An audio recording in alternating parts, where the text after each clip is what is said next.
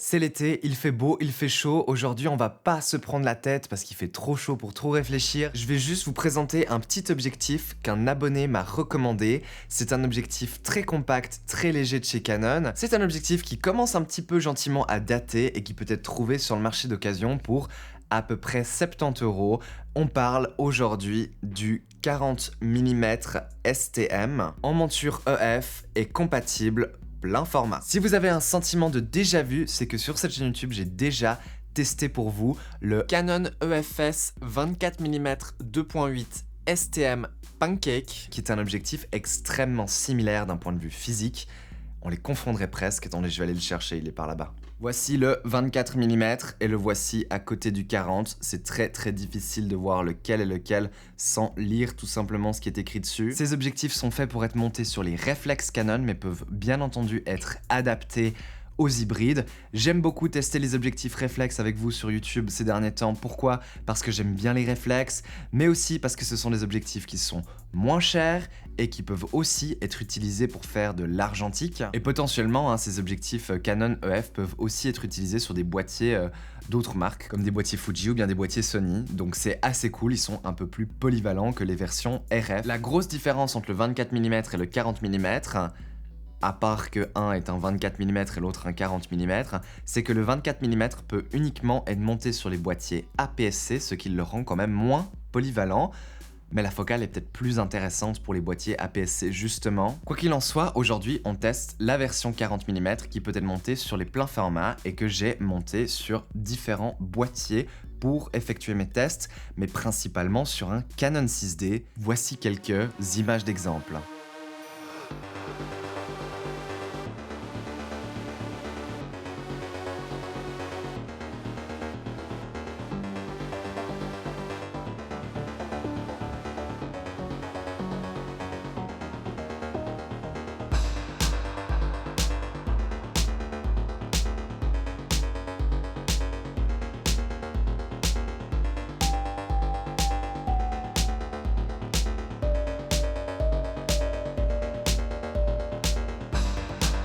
Une personne très intelligente qui m'a vu acheter cet objectif sur Twitter m'a dit: c'est dommage que Canon fasse des objectifs aussi compacts et légers, mais pas de boîtier compact et léger. Et je lui ai un peu répondu que oui, on trouve des boîtiers compacts et légers chez Canon. Voici par exemple l'EOS 500, un boîtier tout en plastique argentique qui est vraiment très léger et plutôt petit pour un réflexe. Et c'est de l'argentique, donc ça reste du plein format. C'est un boîtier que je trouve très intéressant à prendre en voyage, en balade, à prendre en extérieur, qui possède quand même des réglages manuels. Et c'est peut-être un boîtier dont une vidéo sera dédiée une fois. Ce qui est cool, c'est que le boîtier m'a coûté à peu près 10 € et que l'objectif m'a coûté 70 €. Donc on est ici sur une combinaison qui vaut 80 € que vous pouvez prendre avec vous un peu partout parce que c'est quand même plus petit qu'un réflexe de base, c'est surtout plus léger.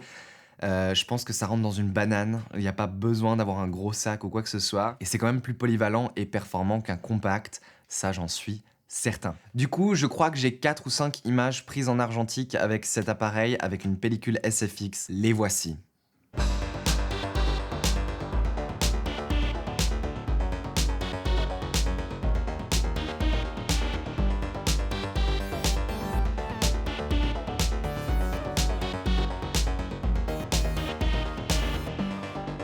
Honnêtement, je sais pas quoi présenter de plus au niveau de cet objectif. C'est un objectif qui est doté d'autofocus, bien entendu. C'est un moteur STM qui est donc plutôt silencieux et plutôt rapide et plutôt précis, donc c'est plutôt bien.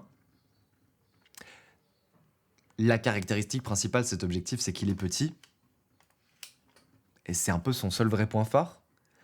Optiquement, il est franchement ultra correct en fait. Même à pleine ouverture à 2.8, on est sur une optique qui s'en sort vraiment très bien, je trouve. On a un petit peu de distorsion, un petit peu de vignetting, mais rien qui ne se corrige pas en post. Je trouve que c'est plutôt homogène, plutôt net. En tout cas, j'ai vraiment aucune complainte à faire. Moi, je suis pas du genre à prendre en photo des mires pour faire ce genre de test. Si vous cherchez ça, il y a d'autres tests sur internet. Moi, je suis plutôt là pour vous montrer des vraies images. Ouvrir à 2.8, c'est quand même plus pratique que les objectifs de base qui ouvrent que à 4 ou à 5.6, les objectifs en kit, qui sont aussi tous beaucoup plus gros et plus lourds.